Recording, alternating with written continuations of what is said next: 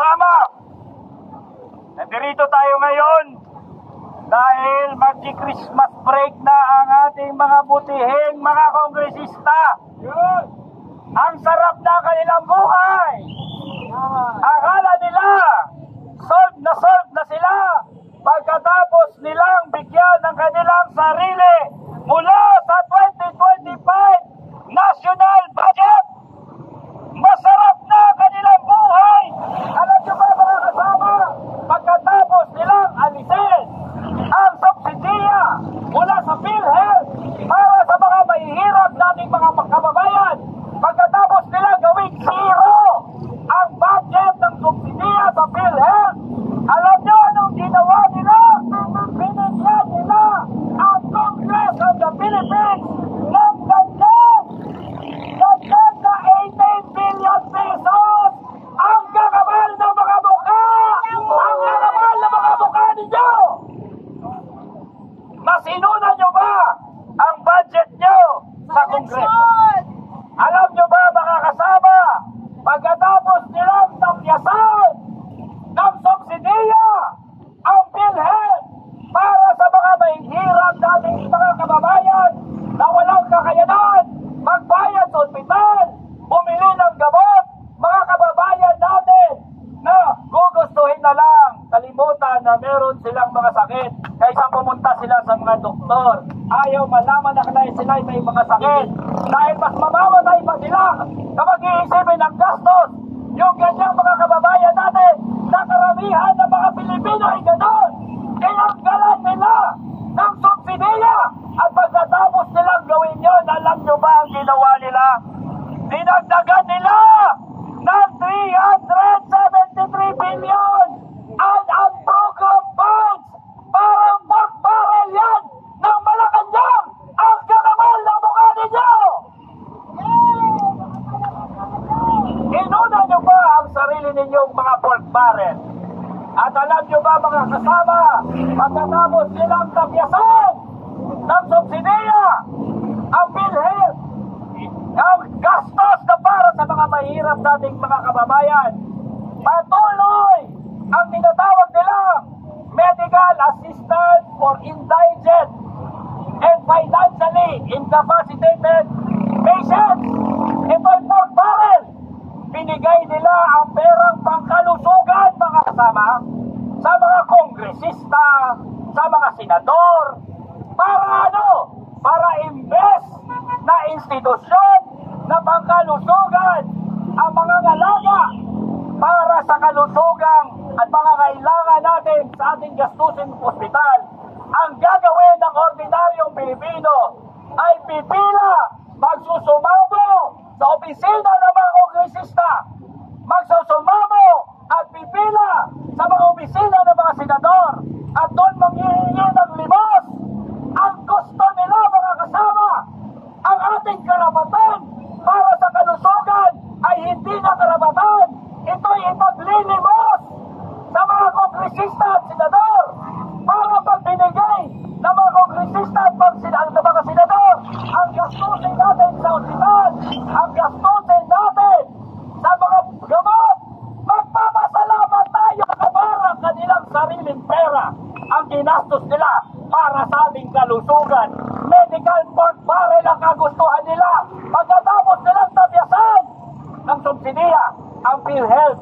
Ang kakapal na mga mukha, ito mga kongresistang ito, ang kakapal na mga mukha, netong mga trabong ito, ang kakapal na mukha ng mga dinastiyang ito, ang kakapal na mga mukha ng mga Bongbong Marcos congressmen, at pati na rin ang mga kumakampi kay Rodrigo Duterte. Pareha silang mga trabo gagamitin ng budget. Itong 2025 budget na ito, ito ay isang malaking pork barrel para sa 2025 election. Tayo na naman ay gigisahin sa ating sariling mantika, sarili nating pera na galing sa ating buwis, galing sa 12% VAT na binabayad natin araw-araw, ninanakaw ng ang sistema, pamamaraan. Itong mga rabot, mga dinastiyang to. Ngunit isa pa, mga kasama, sa sobrang kakabalan ng mga mukha ng mga to. Pagkatapos nilang magtapusin ang budget na kahiya-hiya na simpleng pork barrel lamang nila, meron silang nakakalimutan na hindi pa rin nila ginagawa hanggang ngayon. Tila nakalimutan ng mga kongresistang ito ang matagal nang nakabinbin na panukalang batas para itahas ang sahod ng manggagawang Pilipino.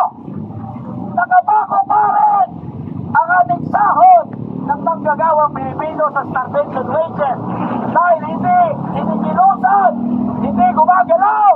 Ito, House of Representatives na ito, sa ilalim ng pamumuno ni Romualdez na pinsan ni Bongbong Marcos.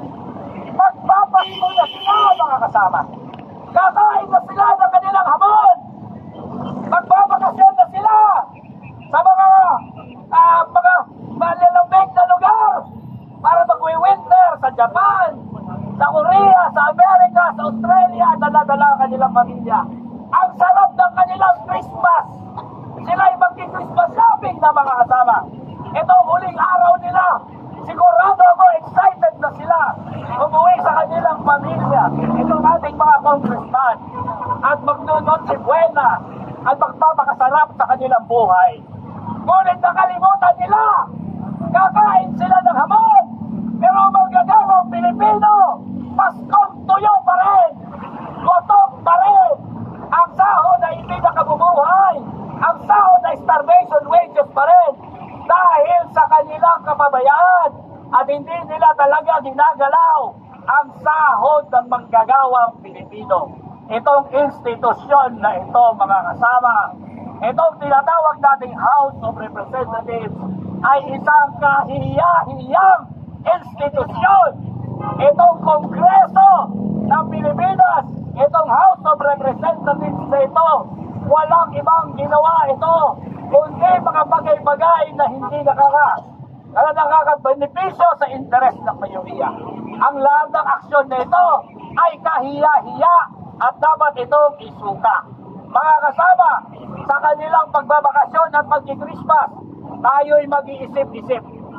Tayo'y dapat mag-contemplate ng ating kalagayan sa Paskong ito. Isang Paskong tuyo para sa manggagawang Pilipino.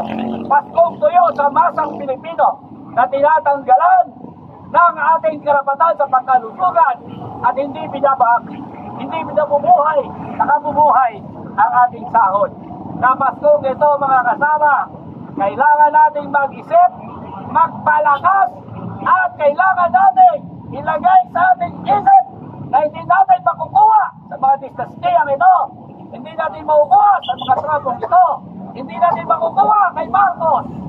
Ang lahat ng mga nakabubuti para sa mayoriya ng ating kababayan, para sa mga manggagawa, hindi natin makukuha bilang ito ay isang ibibigay lamang ng Marcos administration at ng mga trapo at ng mga dinastiya.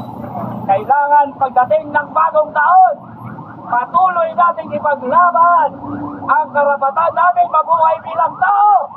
Ipaglaban ang sahod na nakabubuhay. Ipaglaban ang karapatan natin sa kalusugan. Ang lahat ng karapatan ng nasa baba ng ating lipunan.